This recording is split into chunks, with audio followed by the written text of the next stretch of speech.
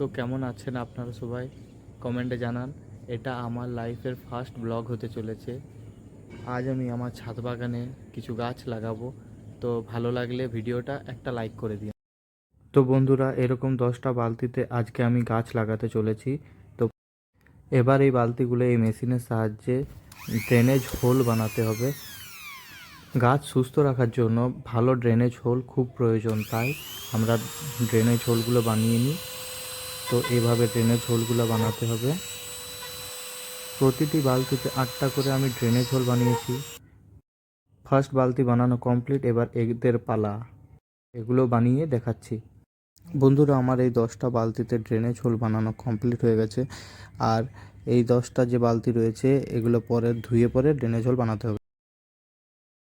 তো এবারে প্রত্যেকটা বালতিতে খলমকুচি দিতে হবে, কারণ ড্রেনেজ হোলে ভালো করে জল পাস করার জন্য এগুলো অতি আবশ্যক।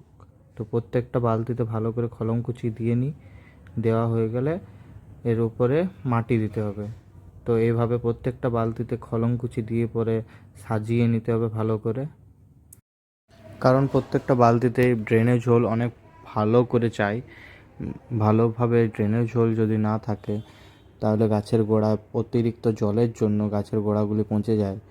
তার জন্য প্রত্যেকটি বালতিতে ভালো করে ড্রেনেজ হোল প্রয়োজন। আমার 10টা বালতিতেই খলমকুচি দেওয়া কমপ্লিট হয়ে গেছে। এবার এগুলিতে মাটি দিতে হবে। তো মাটি দেওয়ার জন্য আমরা এখান থেকে মাটি নিয়ে দিতে শুরু করছি। তো মাটি দিচ্ছি।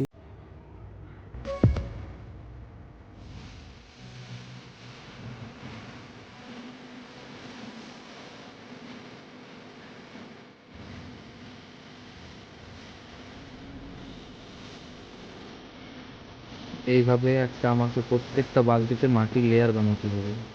তো একটা বালতিতে কমপ্লিট, বাকি মাটিগুলো আমি এখান থেকে নিয়ে করে ওই বাকি 9টা ড্রামে আমি দিতে শুরু করব। এই যে 9টা ফাঁকা ড্রাম আছে এগুলোর উপর একটা মাটির লেয়ার বানাতে হবে প্রায় 6 সেন্টিমিটার মতন। এখান থেকে মাটি নিয়ে আমি দেওয়া কমপ্লিট হয়ে গেছে। তো এবার এর উপর শুকনো ঘাস দিতে হবে। তো এইভাবে প্রত্যেকটাতেই ঘাস দিতে হবে। যতগুলো আছে সবগুলোর মধ্যে আমার ঘাস দেওয়া কমপ্লিট হয়ে গেছে। এবার এর উপর একটা মাটির লেয়ার বানাতে হবে, যেটা আমি ভিডিও বানাতে ভুলে গেছি। এই মাটির লেয়ারটির পর আমি আবার এরকম সবুজ ডালপালা দিচ্ছি। এর উপর আবার মাটি দিয়ে ভরাট করতে হবে। তো প্রত্যেকটায় মাটি দিতে হবে ভালো করে।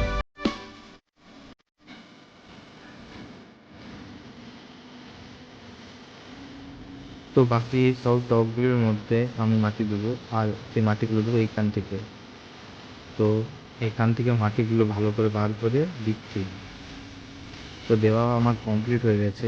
এবার এগুলোর উপরে জল দিয়ে কিছুক্ষণ আমাকে ভিজতে দিতে হবে।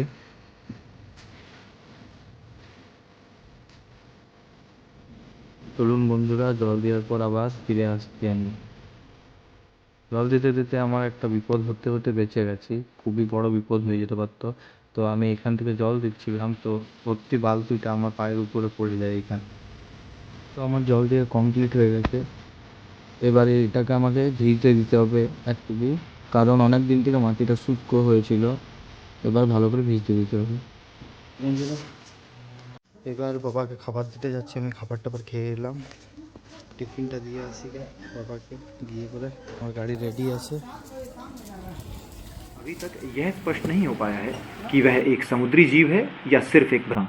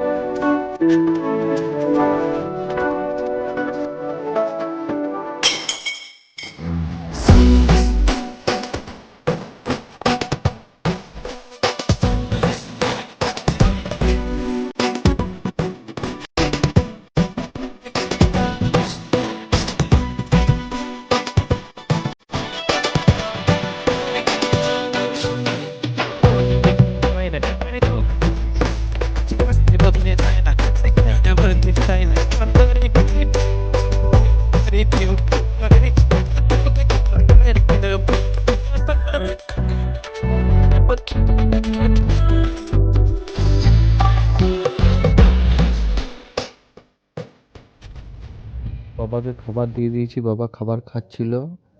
আর আমি চললাম এদিকে ছট পুজোর জন্য, বাবা লাইট লাগাচ্ছিল, তো ছট পুজো দেখতে যাচ্ছি।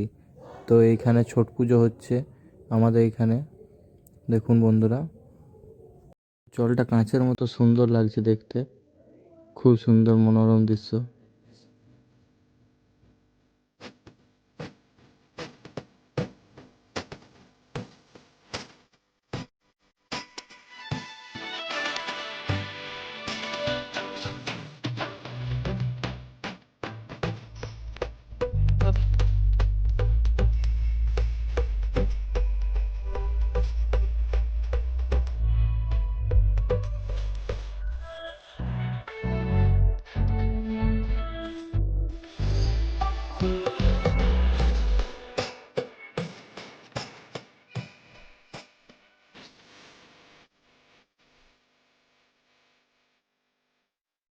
বন্ধুরা, এবার আমার কম্পিউটার ক্লাসের টাইম হয়ে গেছে, তো এবার আমি কম্পিউটার শিখতে যাচ্ছি।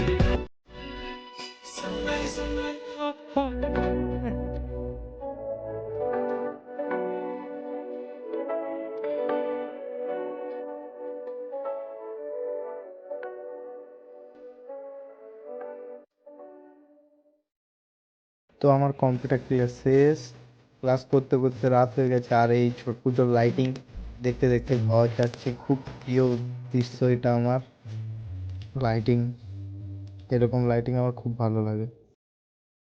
বন্ধুরা, এই চারাগুলো সব এগুলোতে লাগানো হবে, এগুলো লাগাই, তারপর দেখাচ্ছি।